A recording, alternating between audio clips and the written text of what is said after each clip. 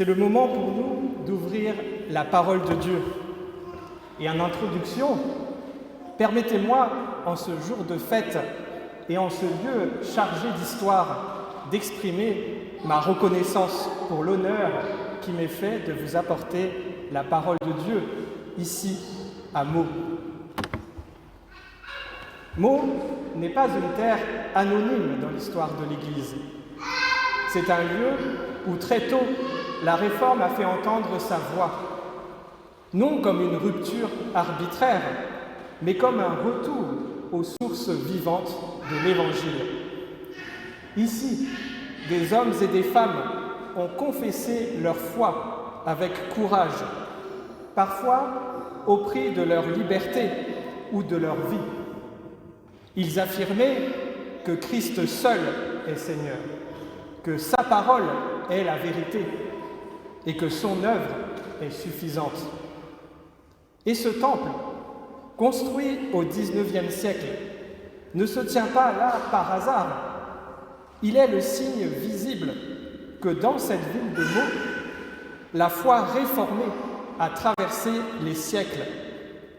Elle a connu l'espérance des commencements, mais aussi les épreuves, le silence, la marginalisation, parfois même la clandestinité. Et pourtant, elle est restée vivante. Le temple où nous nous trouvons est une pierre dressée dans le temps, le témoignage paisible mais solide que malgré les tempêtes de l'histoire, l'Évangile n'a pas été effacé. Là, la parole de Dieu y a été annoncée, entendue, crue, et elle continue aujourd'hui encore de retentir. En ce jour de l'Ascension, nous célébrons cette vérité centrale. Le Christ est exalté, il règne, il intercède, il conduit son Église qui, malgré les vents contraires, demeure. Ce temple en est le signe, mais c'est en nous, pierre vivante, qu'il veut inscrire sa parole aujourd'hui. La Réforme du XVIe siècle tire sa force de la réalité de l'ascension du Christ. Car si le Fils de Dieu est vivant et élevé à la droite du Père, alors nul autre que lui n'a autorité sur la conscience humaine. Il n'est plus besoin d'intermédiaires terrestres pour s'approcher de Dieu, car Jésus-Christ, notre grand prêtre, est entré une fois pour toutes dans le sanctuaire céleste, et il y demeure pour nous.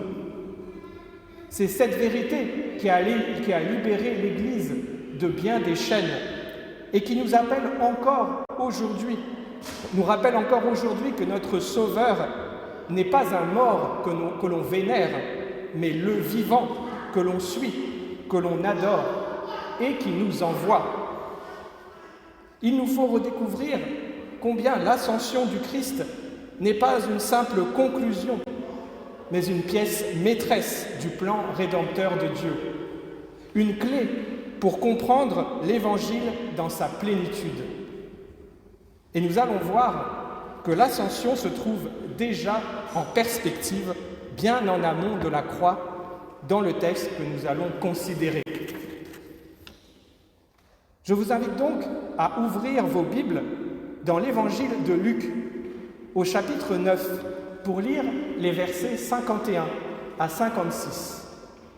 Et pour honorer la parole de Dieu, je vous invite, s'il vous plaît, à vous lever.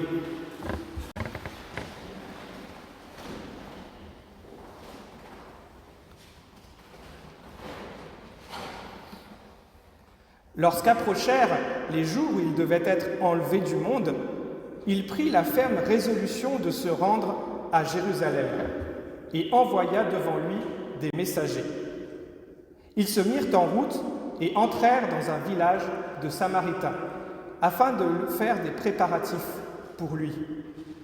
Mais on ne le reçut pas, parce qu'il se dirigeait vers Jérusalem. À cette vue, les disciples, Jacques et Jean, dirent « Seigneur, veux-tu que nous disions au feu de descendre du ciel et de les consumer, comme Élie le fit ?» Il se tourna vers eux et les reprit sévèrement, en disant « Vous ne savez de quel esprit vous êtes animés.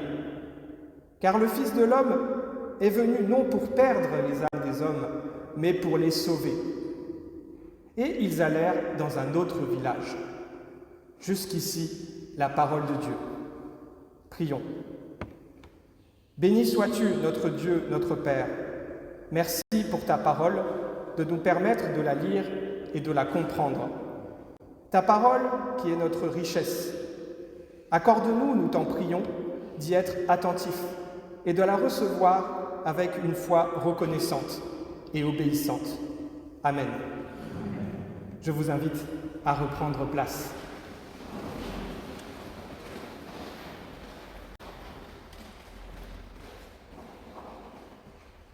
Les récits des évangiles ne nous ont pas été donnés pour satisfaire une vaine curiosité historique, ni pour nous rapporter simplement les événements d'un temps révolu. Non, chaque parole du Seigneur, chaque acte de sa vie terrestre, chaque regard posé sur ceux qui l'entouraient, porte en lui une lumière qui éclaire encore aujourd'hui les âmes attentives. L'Évangile n'est point un livre mort, il est la parole vivante de Dieu, une semence jetée dans nos cœurs, une épée qui pénètre jusqu'à la division de l'âme et de l'esprit. Il instruit, il reprend, il transforme. C'est ainsi que nous allons nous pencher sur le passage que nous venons de lire, non point comme des spectateurs observant de loin une scène du passé, mais comme des disciples désireux d'entendre la voix de leur maître. Et parmi les nombreuses perspectives que nous offre ce texte, nous allons considérer 3 axes de réflexion. Numéro 1, Jésus forme ses disciples. Numéro 2, Jésus voit au-delà de la croix qui l'attend à Jérusalem. Numéro 3, le chemin de Jésus est une image prophétique du chemin actuel de l'Église. Abordons donc sans plus tarder notre premier point. Jésus forme ses disciples. Le chapitre 9 de l'Évangile de Luc souligne cet aspect essentiel de l'œuvre du Seigneur, qu'est la formation de ses disciples. Avant d'être envoyés dans le monde comme apôtres, ces hommes devaient être façonnés, éprouvés, instruits. Ils avaient entendu la voix du Maître, ils avaient vu ses œuvres, mais il leur restait à comprendre la nature même du royaume auquel ils étaient appelés. Ainsi, Jésus leur enseigne non seulement par ses paroles, mais aussi par les circonstances mêmes qu'ils traversent. Lorsqu'ils reviennent de leur première mission, le Seigneur ne les laisse pas s'endormir dans une satisfaction stérile. Il les conduit immédiatement dans une nouvelle leçon, la multiplication des pains. Là, face à la foule affamée, Jésus leur montre leur propre insuffisance. « Donnez-leur vous-même à manger », leur dit-il. Comme eux, nous sommes prompts à regarder nos propres ressources et à nous écrier « Nous n'avons que 5 pains et 2 poissons ». Mais Jésus veut leur apprendre, et nous avec eux, que le vrai serviteur de Dieu ne s'appuie point sur ses propres forces, mais sur la puissance de son Maître. Puis vient le moment solennel où, après la confession de Pierre, Jésus leur révèle le chemin qu'il doit prendre.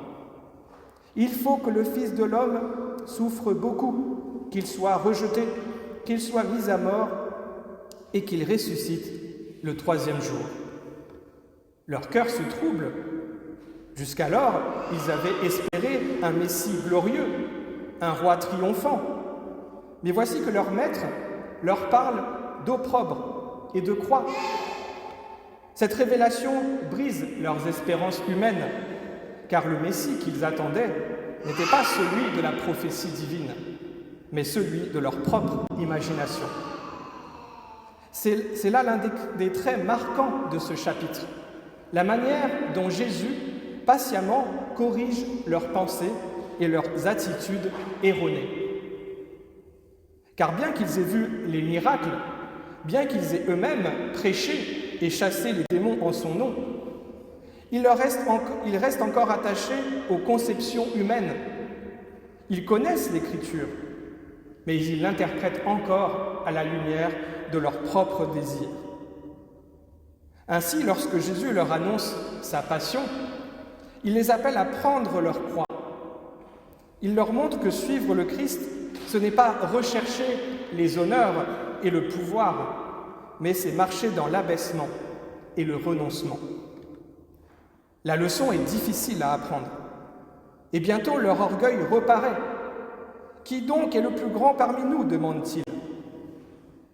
Le Seigneur, avec une divine simplicité, place un enfant au milieu d'eux. Il renverse leur échelle de valeur en disant « Celui qui est le plus petit parmi vous, c'est celui-là qui est grand. » Mais la chair résiste encore. Bientôt, une nouvelle occasion révèle leur esprit charnel. Lorsqu'un village samaritain refuse de recevoir Jésus, Jacques et Jean, pleins d'un zèle mal éclairé, s'indignent. « Seigneur, veux-tu que nous commandions que le feu descende du ciel et les consume, comme Élie le fit ?» Quelle méprise! Ces hommes veulent agir en vengeurs de Dieu, mais ils n'ont pas encore compris le cœur du Maître. Jésus se retourne vers eux et les reprend sévèrement. Il leur enseigne que le royaume de Dieu n'est point un règne de destruction, mais de grâce, qu'il n'est point venu pour juger immédiatement, mais pour sauver. Ce passage nous révèle une réalité profonde. Il ne suffit pas d'avoir une connaissance intellectuelle des Écritures. L'homme naturel peut être savant dans la lettre de la Bible, et pourtant aveugle à son esprit. La parole de Dieu, sans la lumière de Christ, peut être tordue, mal appliquée, employée à mauvais escient. Les disciples avaient l'Écriture, mais il leur manquait encore l'Esprit du Christ pour en comprendre la vraie portée. Ainsi, ce chapitre nous enseigne une grande vérité. Sola scriptura ne signifie point une lecture individuelle et arbitraire de la parole, mais une lecture dans la dépendance du Christ et sous la conduite de l'Esprit. Que Dieu nous garde de la présomption des disciples avant la Pentecôte, qui nous enseigne, comme il les a enseignés, à nous méfier de notre propre sagesse et à recevoir avec humilité la vérité de son royaume.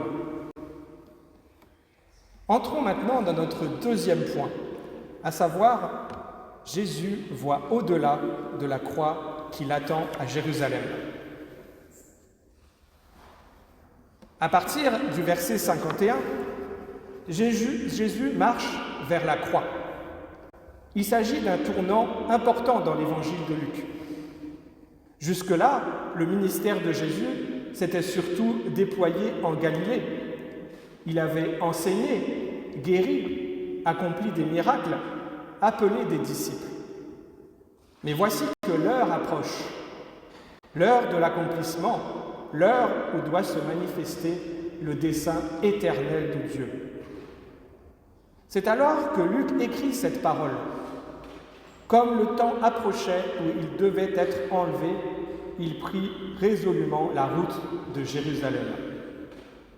Ce n'est pas un simple changement de lieu, ce n'est pas le déplacement ordinaire d'un maître avec ses disciples, mais ici commence une marche irrévocable, une montée qui ne connaîtra point de retour. Jésus ne va pas à Jérusalem comme un pèlerin qui se rend à la fête. Il y va pour être l'agneau de la Pâque, pour s'offrir en sacrifice. Il y monte non pour se réjouir avec la multitude des adorateurs, mais pour porter sur lui le péché du monde. Car cette Pâque ne sera pas comme les autres. Ce n'est pas seulement la mémoire de la délivrance d'Israël qui sera rappelée. Ce n'est pas seulement l'agneau pascal qui sera immolé. Le grand jour de l'Exode ne fut que l'ombre d'une délivrance plus grande encore. Ici, c'est l'agneau véritable qui s'avance vers l'autel.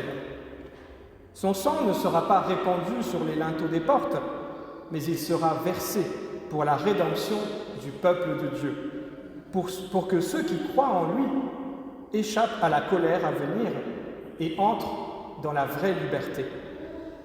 Jésus le sait. Il l'a annoncé à ses disciples.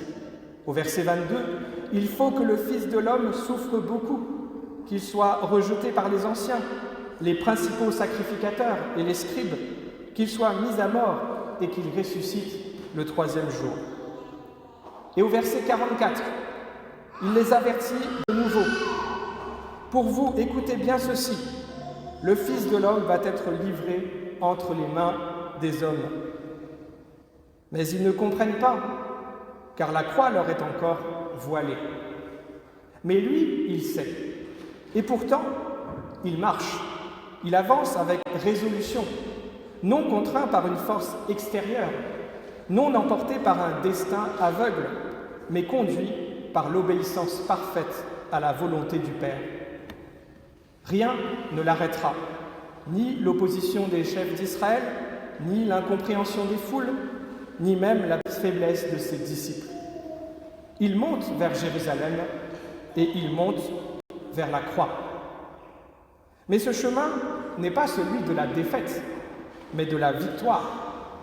Il n'y a pas de couronne sans croix, pas de résurrection sans mort. L'heure approche où le prince de la vie, rejeté des hommes, triomphera par l'abaissement, où le sang versé apportera la paix, où l'agneau immolé sera proclamé roi des rois et seigneur des seigneurs. Et nous, en lisant ces choses, en voyant Jésus avancer ainsi, ne sommes-nous pas appelés à marcher à sa suite? Verset 23. « Si quelqu'un veut venir après moi, qu'il renonce à lui-même, qu'il se charge chaque jour de sa croix et qu'il me suive. Son chemin est le nôtre. Il n'y a pas deux routes, il n'y a que celle que lui a tracée. À nous de le suivre, non par crainte, mais dans la confiance et l'amour. Car s'il a pris la route de Jérusalem, c'est pour nous. S'il est monté à la croix, c'est pour nous. Et s'il est ressuscité, c'est afin que nous vivions en lui, dès maintenant et pour l'éternité. » Au verset 51, Luc emploie un mot particulier, un mot qui éclaire d'une lumière nouvelle le chemin du Seigneur. Ce mot est rendu avec justesse dans la traduction d'Arby, comme les jours de son Assomption s'accomplissaient. Ce mot n'est point choisi au hasard. Il vient d'un verbe grec qui signifie prendre, enlever, recevoir. Un verbe que Luc lui-même emploiera plus tard pour désigner l'ascension de Jésus-Christ. Ce mot ne désigne donc pas seulement la passion, ni même la résurrection, mais il porte déjà en lui l'espérance de l'ascension. Par ce mot, l'évangéliste nous conduit à voir au-delà de Golgotha, au-delà du tombeau scellé. Il nous montre que Jérusalem ne sera pas seulement le lieu de la croix, mais aussi le seuil du triomphe. L'usage de ce terme est riche de signification. Il nous révèle que Jésus ne monte pas à Jérusalem uniquement pour mourir, mais pour entrer dans sa gloire. Son sacrifice, son humiliation, sa souffrance, tout cela était nécessaire, mais ce n'est pas là l'aboutissement. La fin du chemin n'est pas la croix, mais c'est la gloire céleste. Il faut qu'il souffre, il faut qu'il soit rejeté, il faut qu'il ressuscite, mais il faut aussi qu'il soit élevé, qu'il soit reçu dans la gloire, qu'il siège à la droite du Père. Ainsi, lorsque Jésus prend résolument la route de Jérusalem, il marche déjà vers le ciel. Sa montée est une montée double, visible aux yeux des hommes jusqu'au mont du Calvaire, mais invisible au regard charnel jusqu'au trône de la majesté divine. La croix n'est donc point un échec, elle est le passage. Le tombeau n'est point la fin, il est la porte d'entrée de la victoire.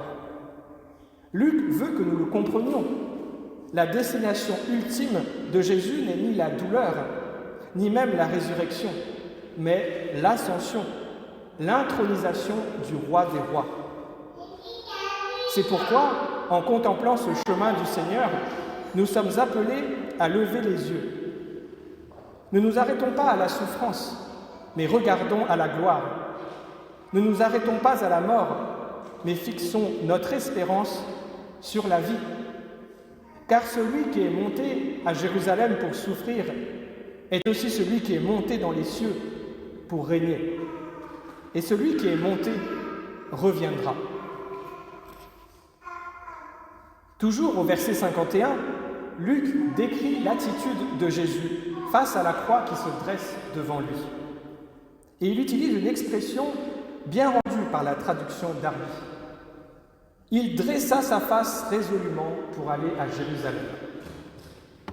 Cette parole n'est pas un simple détail du récit, c'est une référence directe à l'Ancien Testament, un écho puissant à la prophétie d'Ésaïe.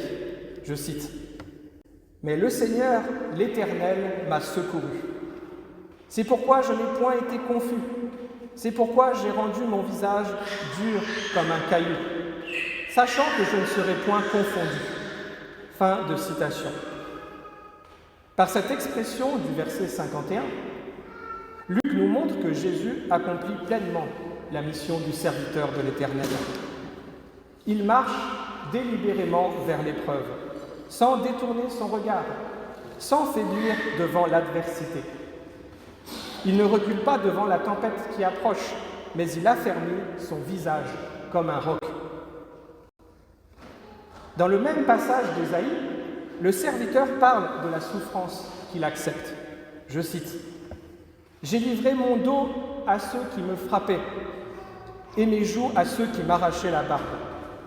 Je n'ai pas dérobé mon visage aux outrages et aux crachats. » Fin de citation. Et voici que Jésus, dans notre texte, affermit son visage dans le même esprit. Il sait ce qui l'attend. Les moqueries, les coups, l'opprobre du Sanhédrin, les crachats des soldats, la couronne d'épines, la croix dressée sur le mont du Calvaire. Il voit tout cela, et pourtant il avance. Il pourrait fuir, il pourrait se cacher, il pourrait se détourner de Jérusalem. Mais non, il fixe son regard sur la ville sainte. Non pour y être couronné d'une gloire terrestre, mais pour y être livré aux mains des pécheurs. Cette expression du verset 51 révèle la résolution ferme du Seigneur, sa soumission volontaire à la volonté du Père, son obéissance parfaite. Il ne va pas à Jérusalem comme un prisonnier conduit à l'échafaud. Il s'y rend de lui-même, librement, avec la pleine connaissance de ce qui l'attend. Car Jésus n'est pas un martyr pris au piège des circonstances. Il n'est pas emporté, malgré lui, dans la tourmente.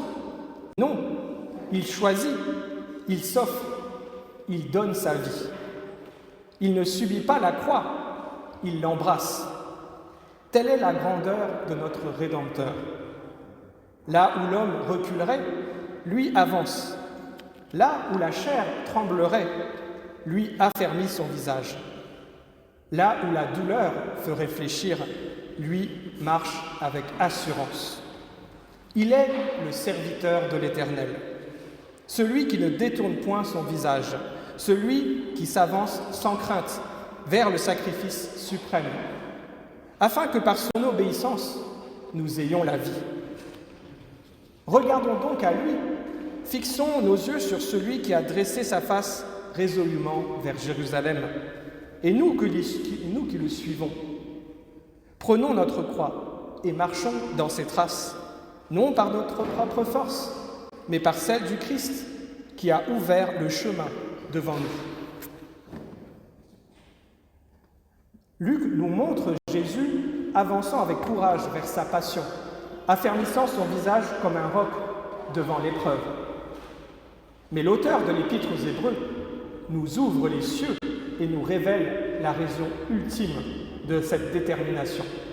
Je cite : « Ayant les regards sur Jésus, le chef et le consommateur de la foi, qui en vue de la joie qui lui était réservée, a enduré la croix, méprisé l'ignominie et s'est assis à la droite du trône de Dieu. » Fin de citation.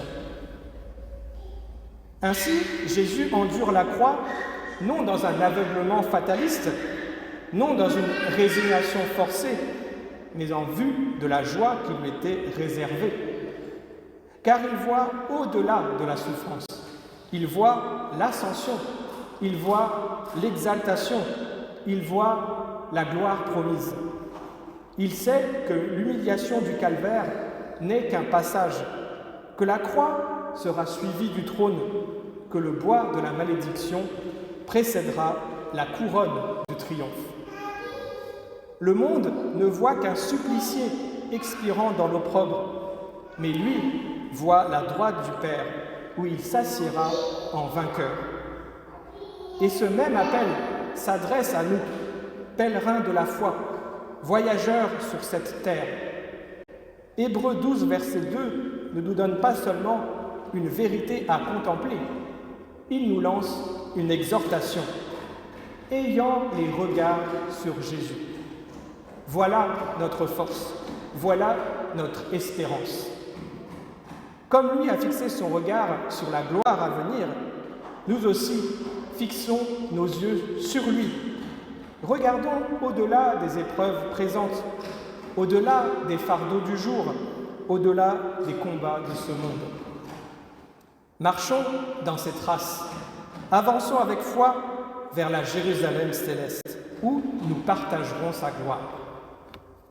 Ainsi, de même que Jésus a dressé résolument sa face vers Jérusalem, que nous aussi nous affermissions notre regard sur lui, notre Messie crucifié et glorifié, le chef et le consommateur de notre foi.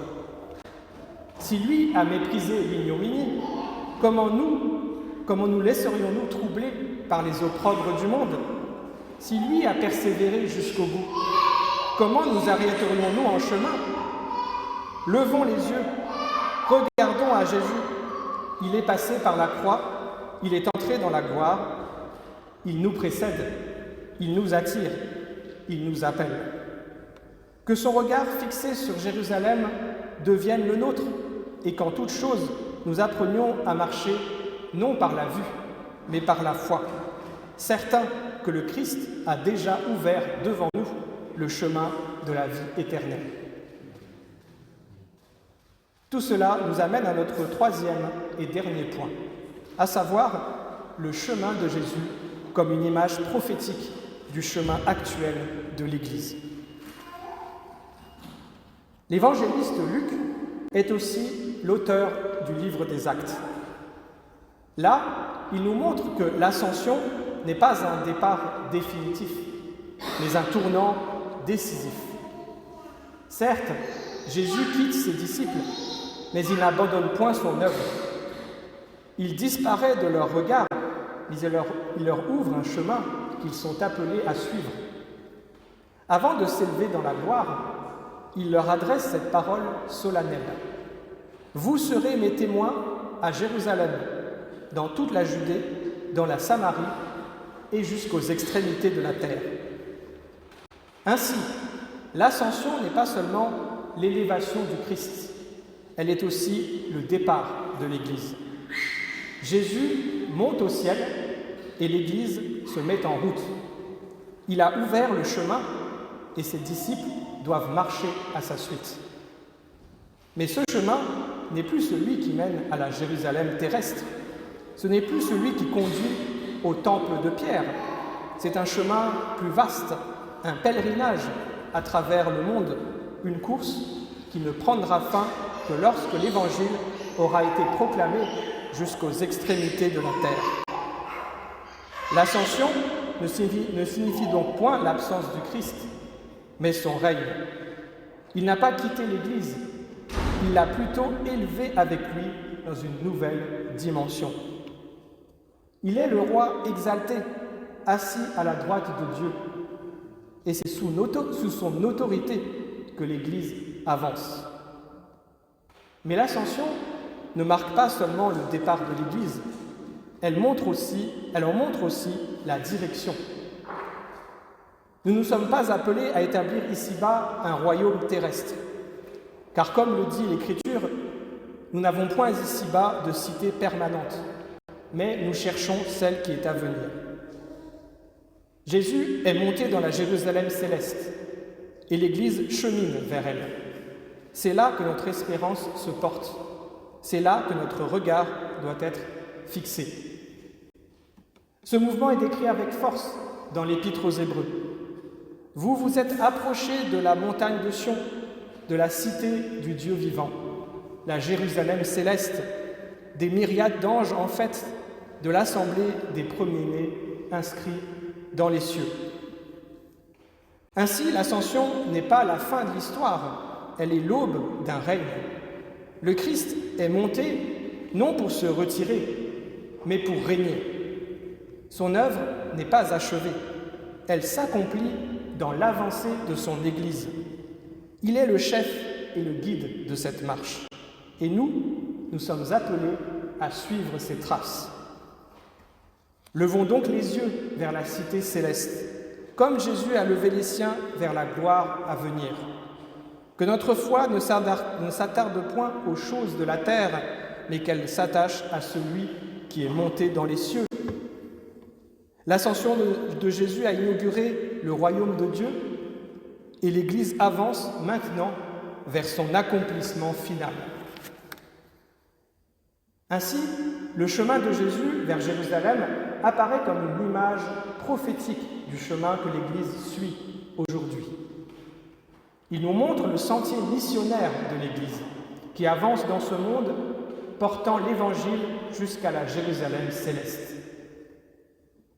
Comme Jésus a envoyé ses disciples devant lui pour préparer le chemin, il a envoyé son Église dans le monde avec cette parole solennelle. Comme le Père m'a envoyé, moi aussi je vous envoie. Et encore, allez, faites de toutes les nations des disciples.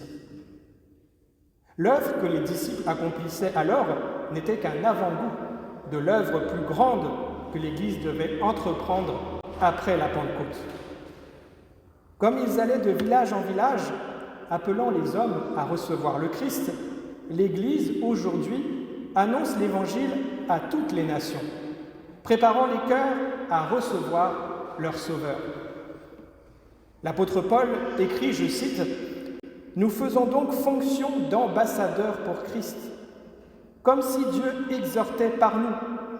Nous vous en supplions, au nom de Christ, soyez réconciliés avec Dieu. » Fin de citation. Et le Seigneur lui-même enseigne ce principe. Celui qui vous reçoit, me reçoit, et celui qui me reçoit, reçoit celui qui m'a envoyé. Fin de citation. Aujourd'hui, recevoir l'Église et son témoignage, c'est recevoir Christ lui-même. Et inversement, rejeter l'Église et son message, c'est rejeter Jésus. Or, que voyons-nous dans notre texte ? Les Samaritains refusent de recevoir le Christ. Ce rejet préfigure celui que l'Église rencontrera dans le monde. L'histoire du peuple de Dieu est jalonnée de persécutions, de mépris, de portes closes. Mais comment l'Église doit-elle réagir ? Jacques et Jean, pleins d'un zèle mal éclairé, demandent « Seigneur, veux-tu que nous commandions que le feu descende du ciel et les consume ?» N'était-ce pas ainsi qu'Élie avait agi jadis ? Ne fallait-il pas punir l'incrédulité ? Mais Jésus les reprend sévèrement. Il leur montre que l'esprit de son royaume n'est point un esprit de jugement immédiat, mais un esprit de grâce et de patience. Car l'Église n'est pas une armée de conquête qui impose son message par la force, mais une ambassade de paix, appelant le monde à la réconciliation avec Dieu. Paul nous l'enseigne en ces termes: « Ne te laisse pas vaincre par le mal, mais surmonte le mal par le bien. » L'Église ne doit point chercher à se venger de ceux qui la rejettent. Elle ne doit point maudire ses persécuteurs, mais prier pour eux. Elle doit suivre le chemin de son Maître, portant l'Évangile, non pour perdre les âmes, mais pour les sauver. Et Jésus, que fait-il après ce rejet? Il ne s'arrête point, il poursuit sa route. Verset 56. Et ils allèrent dans un autre village. Quelle leçon pour nous! L'Église peut être repoussée, mais elle ne s'arrête pas. Elle peut être persécutée, mais elle ne recule pas. Elle avance, car elle sait que son Maître a triomphé. Elle persévère, car elle attend la Jérusalem céleste. Comme Jésus n'a pas abandonné son chemin vers Jérusalem, l'Église ne renoncera pas à marcher vers la Jérusalem céleste. Ni les portes fermées, ni les persécutions, ni les épreuves ne peuvent arrêter le dessein de Dieu. L'Église est en marche et rien ne pourra l'empêcher d'atteindre la cité du Dieu vivant. Levons donc les yeux vers cette cité qui nous attend. Ne nous arrêtons pas en chemin. Que notre foi demeure ferme, que notre espérance soit vive, que notre amour soit ardent. Car celui qui a commencé cette œuvre en nous l'achèvera, et nous entrerons un jour dans la gloire promise, là où notre Seigneur nous a précédés. Mais le texte ne pointe pas seulement vers la mission de l'Église. Nous allons voir qu'il pointe aussi vers le culte dominical et vers les saintes seines. Le chemin de l'Église dans le monde ne va pas sans le culte dominical, et notre texte le suggère. En effet, comme Jésus marchait vers Jérusalem à l'occasion de la fête de la Pâque, l'Église chemine vers la nouvelle Jérusalem, vers la grande fête éternelle du ciel, où elle verra enfin le Seigneur face à face et l'adorera parfaitement. Elle est un peuple en pèlerinage, un peuple en marche, avançant à travers les âges, non pas errant dans une attente vide, mais marchant vers la communion ultime avec son Seigneur. Cependant, ce pèlerinage n'est pas un long désert sans oasis. L'Église ne marche pas sans avant-goût de ce qui l'attend. Déjà sur cette terre, elle manifeste l'adoration céleste à travers le culte du dimanche. Car Jésus est ressuscité un dimanche, le premier jour de la semaine. Ce jour nouveau, ce matin glorieux où le tombeau a été trouvé vide, a inauguré une ère nouvelle, celle du règne du Christ. Ainsi, le culte dominical n'est point une simple réunion terrestre, il est une ombre de la Jérusalem céleste, un avant-goût de la gloire à venir, un sanctuaire où les croyants, unis dans la louange et dans la parole, rencontrent déjà leur Dieu. L'Épître aux Hébreux nous exhorte à ne pas mépriser cette rencontre, ce rendez-vous sacré où le ciel touche la terre. Je cite: « N'abandonnons pas notre assemblée, comme c'est la coutume de quelques-uns, mais exhortons-nous réciproquement, et cela d'autant plus que vous voyez s'approcher le jour. » Fin de citation. Le jour du Seigneur n'est donc pas un simple jour parmi d'autres. Il est le jour où l'Église, dispersée dans le monde, se rassemble comme une seule famille. Il est le jour où le peuple de Dieu goûte déjà à la grande rencontre finale. Il est le jour où l'Église expérimente en miniature la joie de la Jérusalem céleste. Ne négligeons donc pas ce privilège, ne méprisons pas cette anticipation, mais chaque dimanche, marchons avec joie vers la maison de Dieu, comme les pèlerins d'autrefois montaient à Jérusalem. Élevons nos cœurs vers le trône de gloire, dans l'attente du jour où notre adoration ne sera plus voilée par les limites de ce monde, mais où nous verrons Dieu face à face et où nous célébrerons éternellement l'agneau immolé et ressuscité. Enfin, Jésus n'a pas laissé son Église cheminer dans ce monde sans l'accompagner de sa présence, notamment par la Sainte Seine. Et notre texte le suggère aussi. En effet, Jésus montait à Jérusalem pour célébrer la Pâque juive, mais il ne venait pas seulement célébrer l'ombre, il venait accomplir la réalité. Car il allait être lui-même l'agneau pascal, offert en sacrifice pour le salut du monde. L'apôtre Paul le proclame, « Christ, notre Pâque, a été immolé ». De même, l'Église, qui suit son Maître, est appelée à se souvenir de ce sacrifice parfait. Comme Jésus montait à Jérusalem pour célébrer la Pâque, l'Église célèbre chaque dimanche la nouvelle Pâque en prenant part à la scène, dans l'attente du banquet final dans le royaume de Dieu. Car Jésus lui-même l'a annoncé, « Je ne boirai plus désormais de ce fruit de la vigne jusqu'au jour où je le boirai nouveau avec vous dans le royaume de mon Père. » Par ces paroles, il ouvre l'horizon de l'espérance. La Sainte Seine n'est pas seulement un souvenir, elle est une promesse, elle est une anticipation du grand festin de la Nouvelle Jérusalem, dont l'Apocalypse nous donne cette vision glorieuse. Heureux ceux qui sont appelés au festin des noces de l'agneau. Mais plus encore, chaque dimanche, par la Sainte Seine, le Christ fortifie ses rachetés. Il ne les laisse pas cheminer seuls, il les nourrit spirituellement, il les soutient par sa grâce, il les remplit de sa vie. L'Église chemine vers la Jérusalem céleste, non par sa propre force, mais en étant constamment renouvelée par la présence et la puissance du Christ. Son chemin n'est pas encore achevé, mais elle avance, soutenue par la promesse de son Seigneur. Elle persévère, fortifiée par la grâce du Christ. Et son cœur s'élève dans cette prière qui résonne à travers les âges. Viens, Seigneur Jésus. Amen. Prions. Béni sois-tu, notre Dieu, notre Père. Merci pour ta parole et pour ton esprit qui nous aide à la comprendre. Qu'à ton Fils bien-aimé, elle attache nos cœurs toujours plus solidement et que sa vertu opère dans nos vies et dans ton Église, pour ta gloire et pour notre joie. Amen.